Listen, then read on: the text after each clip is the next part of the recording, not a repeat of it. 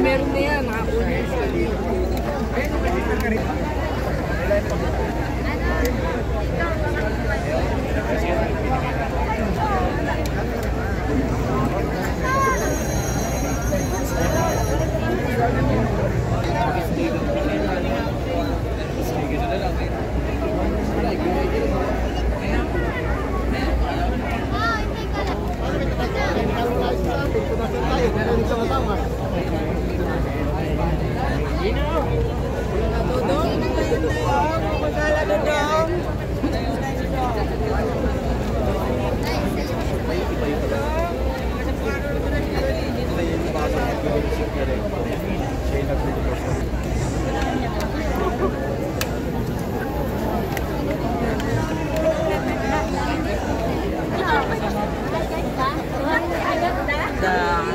The story.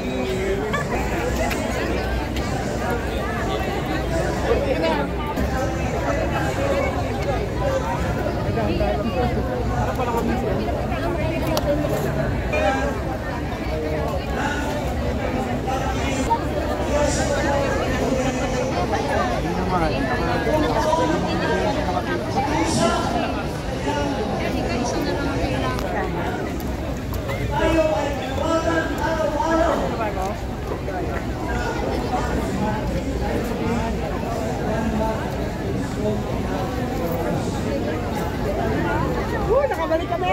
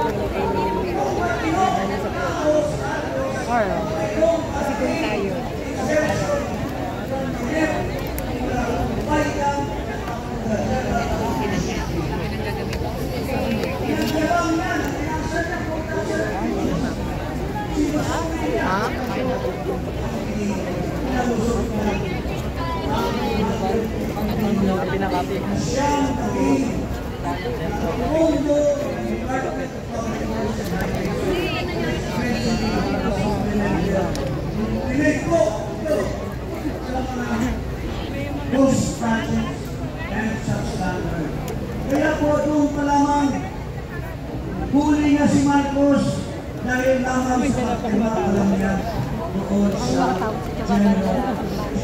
We cannot very ignorant, hindi siya pwedeng nagsinungaling ka doon tapos pinagdagan ka sa LTO in-confirm at may testimony pa si Putesa corroborated sa LTO.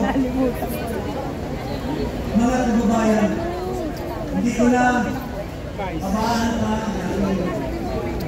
ng pati. Ako po'y nagagalak na itong napakalaking crowd na andito ngayon, napakarami po ng mga kababayan natin na may puso at diwa upang itigil na po. The time is the end for Marcos. Magkaisa tayo hanggang bumaba siya po sa pwesto. Magandang gabi po sa inyo lahat. At mabuhay po ang Pilipino, mabuhay ang Iglesia ni Cristo na nandito, ang KOJC at ang kung mayroon man GIL at iba pang mga sekta na andito ngayon nagbigay sa atin ng lakas para manawagan na bumaba na si Marcos. Magandang gabi po sa inyo lahat. Yes! Mabuhay po kayo, Congressman. Thank you very much. Congressman Jing! Gusto po nating magpapasalamat din kay Attorney David Castillon, ng National President of the United Citizens Crime Watch and incumbent QC District 2 Councilor Tatay Rani Ludovica. At saka binabati ko rin si Paring Damian, ha? Paring Damian at saka si Bobot. Paring Bobot, nandiyan kami, General. Ay, ako. Kaya nga pakinggan natin ang mga dinadaing ng taong bayan. Pakinggan po natin ang salubin ni Tatay Rani Ludovica. Ito, konsehal ito. Magaling din ang magsalita. Grabe.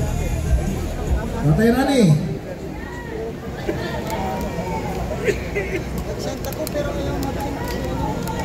Isang mapagpalang gabi sa mga kapwa ko na naghahangad ng pagbabago. Kapwa ko na nahihirapan sa sitwasyon po natin ngayon. Bago ho lahat, ako ay nagpapasalamat sa Ama na binigyan po na tayo ng pagkakataon na tayo po ay magkaisa ngayon. Ama ko, sadyang napakahiwaga mo. Dahil ikaw lang po talaga, Ama, ang makapag-iisa. Marami po kami mga kapatid na ibinenta ang aming mga boto. Nabudol po kami sa mga taong nagbalat kayo na sila ay lingkod bayan. Pero Ama, alam po namin na mangyari ang isang kadiliman upang kami ay magising sa katotohanan. Kami po ay nananawagan sa kapwa ko lingkod bayan. Maging pulis na po kayo. Maging sundalo po kayo. Meron po tayo tungkulan sa ating tungkul. Ang personal natin nakukuha sa administrasyon ito. Dahil mas mahalaga ang tungkulin ng Ama. Kapwa ko nanunungkulan sa gobyerno. Sana po maging tayo sa bayan at sa tao. Ang kaiwan ay nakikilang isang milagro sa gawin ito na nakasama po namin sa lahat ng pasyon ko yung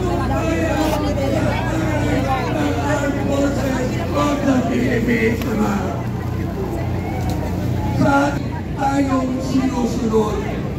Pero gusto ko po ipaalala sa inyong lahat na mas mahalaga ang paglilingkod sa taong bayan. Ayaw mo naman. Tatapusin ko po ang gabi ito